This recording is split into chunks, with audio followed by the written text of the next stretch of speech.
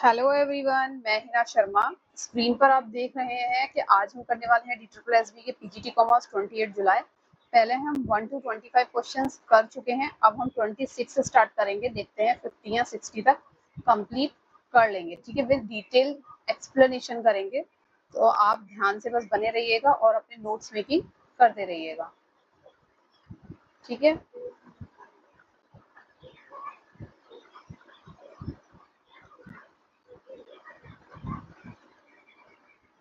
यह है मेरा इंट्रोडक्शन।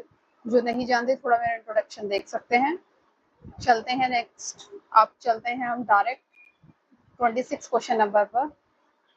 ये देखिए स्क्रीन पर आपको दिख रहा है क्वेश्चन नंबर 26। तो उसे पढ़ लेते हैं। लिखा हुआ है, what does the principle of indemnity ensure in insurance contract. Insurance का जो कॉन्ट्रैक्ट होता है उसमें प्रिंसिपल्स होते हैं। कुछ प्रिंसिपल होते हैं 7। ठीक है, और अगले पेज पर मैंने लिखे हुए हैं, उसे पढ़ेंगे, लेकिन अभी इंडेमनिटी का देख लेते हैं। प्रिंसिपल ऑफ इंडेमनिटी क्या इंश्योर करता है, क्या कहता है इंडेमनिटी। तो पहली बात तो आपको ये पता होना चाहिए कि ये जो इंडेमनिटी वाला प्रिंसिपल होता है ये आपका लाइफ इंश्योरेंस में नहीं होता है, बाकी सारे इंश्योरेंस में ये रहता है। तो ऐसा क्यों है? प्रिंसिपल ऑफ इंडेमनिटी ऐसी चीज है जो आपका लॉस हुआ है उसको रिकवर कर दिया जाएगा, या फिर रीपोजिशन कर दिया जाएगा, पहली जैसी पोजीशन में चीज को ला दिया जाएगा। जो कि किसी व्यक्ति के लाइफ से, अगर मानिए किसी की डेथ हो गई है या इंजरी हो गई है ना, और मतलब हाथ पैर कट गया या कुछ है, तो उसको रिकवर या रिपोजिशन नहीं किया जा सकता, या मरे हुए व्यक्ति को वापस उसी पोजीशन में जीवित लाइव नहीं लाया जा सकता। इसलिए प्रिंसिपल ऑफ इंडेमनिटी आपका लाइफ इंश्योरेंस में नहीं होता है, बाकी सारे इंश्योरेंस में कंसिडर किया जाता है। तो आप देखिए मैंने आपको समझाया। अब ऑप्शंस पढ़ लेते हैं। The insured will make a profit, profit के बारे में है नहीं। The insured is restore to the same financial position as before the loss, loss होने से पहले जो पोजीशन थी उस पोजीशन पर ला दिया जाएगा हेल्प करके फाइनेंशियली। तो यही इसका करेक्ट आंसर है, सेकंड ऑप्शन। आगे पढ़ लेते हैं। The insured receive twice amount, तो कभी नहीं मिलता। The insured bear all losses respective of, कोई भी कारण रहा हो और लॉस को इंश्योर्ड झेलेगा। ठीक है, ऐसा कुछ नहीं है, तो ऐसी कोई बात नहीं होती। सिर्फ सेकंड ऑप्शन यहाँ पर आपका करेक्ट बैठ रहा है। ठीक है, रिस्टोर्ड किया जाता है, रिपोजिशन, रिकवर, ऐसा आप कह सकते हैं। ठीक, चलते हैं नेक्स्ट क्वेश्चन पर।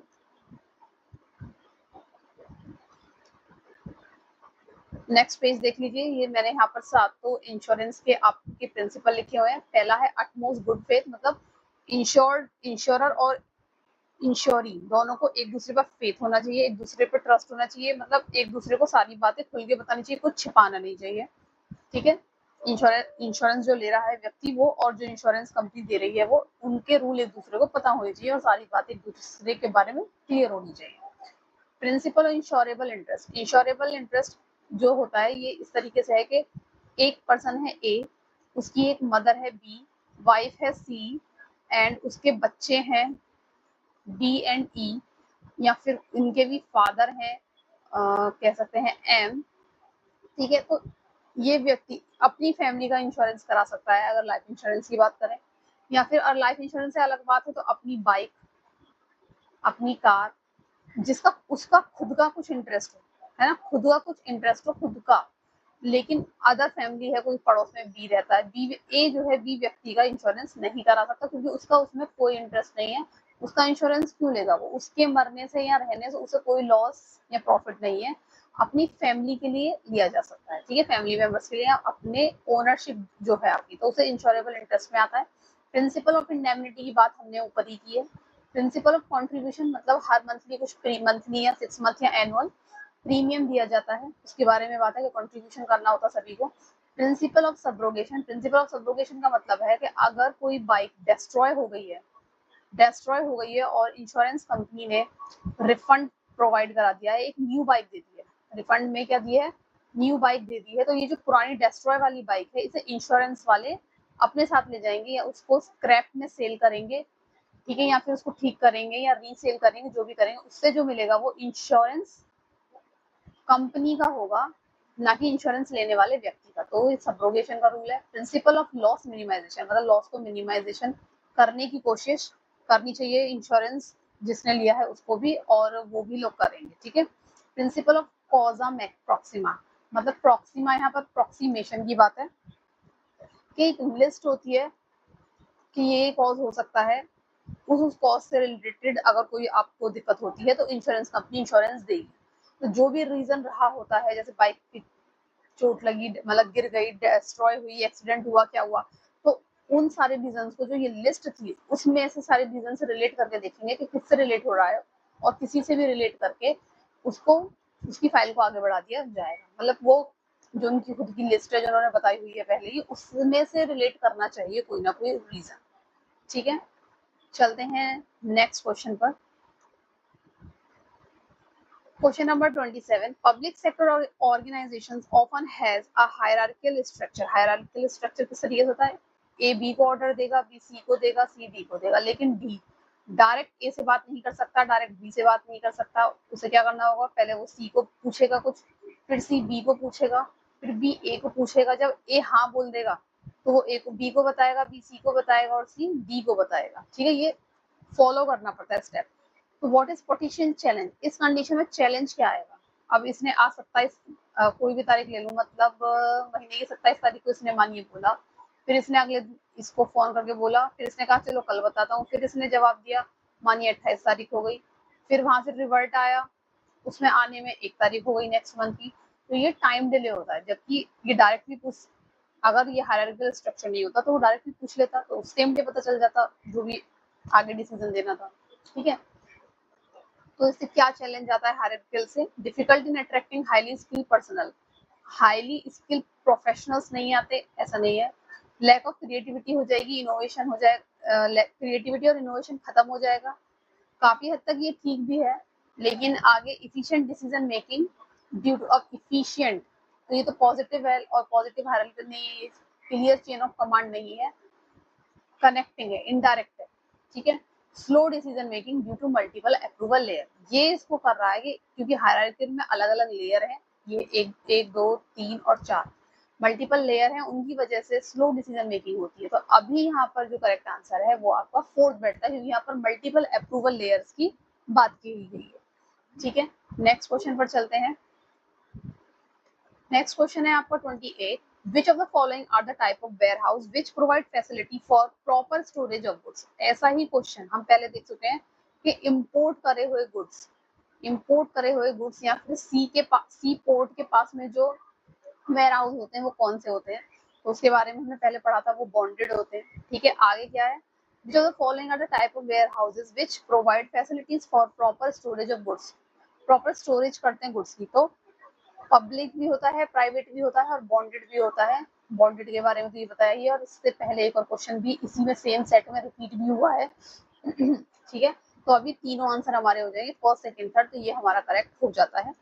टाइप मैंने पहले भी बताए थे, ठीक है, लास्ट वीडियो में, और अभी आप यहाँ पर भी देख सकते हैं चाहे तो, कि ओनरशिप के बेसिस पे और फंक्शन के बेसिस पे प्राइवेट, पब्लिक और गवर्नमेंट वेयर हाउस होता है, bonded, cold storage, distribution centre और स्पेशलाइज्ड वेयर हाउस होते हैं, ठीक है। और इसका डिटेल एक्सप्लेनेशन आप लास्ट वीडियो देखेंगे तो आपको क्लियर हो, अगर देखा है तो आपको क्लियर हो, ठीक है।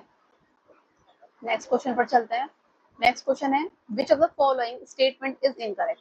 ध्यान से देखिए, इनकरेक्ट पूछा है, तो पढ़ लेते हैं। A commercial paper is sold unsecured, commercial paper less than, short term होता है, मनी मार्केट के इंस्ट्रूमेंट है ये, इसका मनी मार्केट का इंस्ट्रूमेंट है, और जो कि लेस देन 1 ईयर के लिए होता है। अनसिक्योर्ड होता है, बात सही है। Does not contain any restrictive condition, और कोई रिस्ट्रिक्टिव कंडीशन भी इसमें नहीं होती, तो ये बात सही है। आगे, retain earning is a temporary source of fund available to an organisation. अब रिटेन अर्निंग क्या होती है, आपको इसके लिए ये पता होना चाहिए कि रिटेन अर्निंग क्या होती है।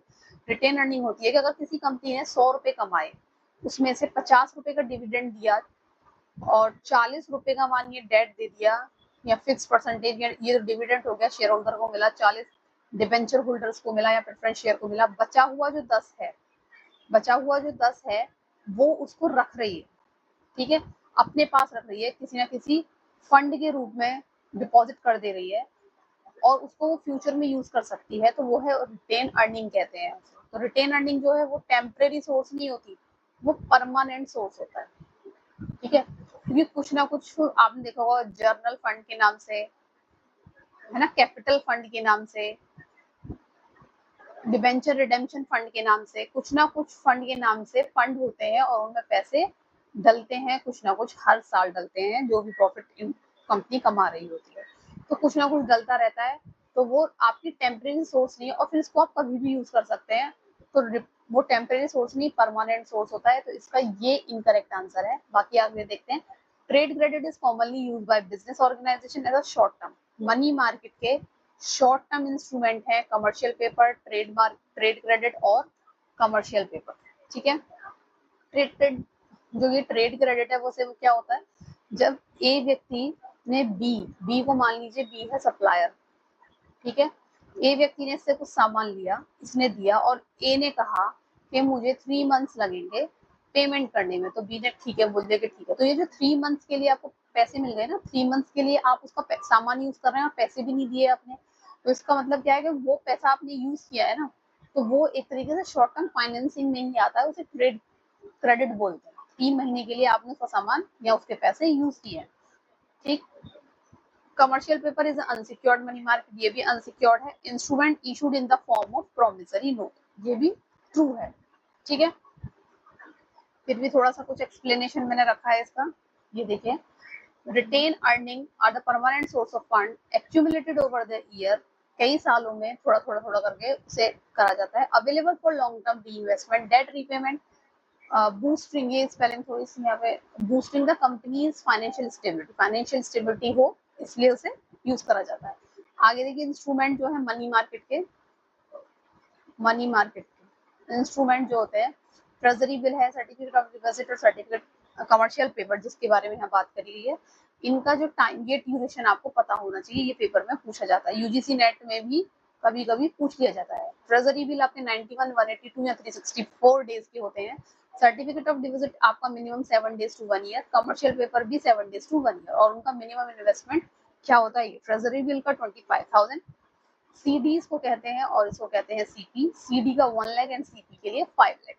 ठीक है, मिनिमम अगर आपको है इन्वेस्ट करना है। नेक्स्ट क्वेश्चन देखते हैं, है सोल प्रोप्राइटरशिप, जो मुझे लगता है कि सबसे इजी टॉपिक रहता है। Which of the following statement is incorrect, incorrect पूछा, ये ध्यान रखिएगा। इनकरेक्ट क्वेश्चन कौन सा है, the risk of failure of a business is borne by all alone by the sole proprietor, अगर फेलियर होता है तो सारा रिस्क कहाँ जाएगा, सोल प्रोप्राइटर पे जाएगा, बिल्कुल सही बात है, ये तो सही हो गया। ठीक है, अगला, the right to run the business and make all decision lie absolutely with the sole proprietor, अब सारा डिसीजन कौन लेगा, सोल प्रोप्राइटर लेगा, ये भी सही है। Sole proprietor have limited liability, अब लिमिटेड लाइबिलिटी क्यों है, कोई और उठाने वाला है क्या बाकी की लाइबिलिटी, तो ऐसा नहीं है। सोल प्रोप्राइटर की जो लाइबिलिटी है वो अनलिमिटेड होती है, क्योंकि दूसरा व्यक्ति कोई है ही नहीं जो बाकी की लाइबिलिटी लेगा, तो सोल प्रोप्राइटर की अनलिमिटेड लाइबिलिटी होती है। ठीक है, तो इसके लिए जो इनकरेक्ट रहेगा वो ये रहेगा, इन इस लिमिटेड वर्ड की वजह से, तो इसका करेक्ट आंसर ये हो जाएगा। ठीक है, आपको कोई कंफ्यूजन ना हो इसलिए हटाया। A sole proprietorship has separate legal entity from its owner, ये भी नहीं होता है, अगर देखा जाए तो ये भी नहीं है, सेपरेट लीगल एंटिटी नहीं है, वो तो कंपनी के लिए होता है। ठीक है ना, ये भी एक तरीके से रॉन्ग है, तो ये मेरे हिसाब से क्वेश्चन ड्रॉप होना चाहिए अगर ये दोनों, ठीक है, सोल प्रोप्राइटर से, क्योंकि यहाँ पर क्या होता है, बिजनेस एंड ओनर को एक ही माना जाता है। ठीक है, नेक्स्ट क्वेश्चन पर चलते हैं। which among the following Basel norm is being followed by the Reserve Bank of India, इसे अगर करंट से जोड़ के देखा जाए कि रिजर्व बैंक ऑफ इंडिया किसको फॉलो करे, तो अभी बेसल थर्ड को फॉलो कर रही है, बेसल 2.5 कुछ नहीं है, 3 बेसल्स आए थे, बेसल 1, 2 और 3।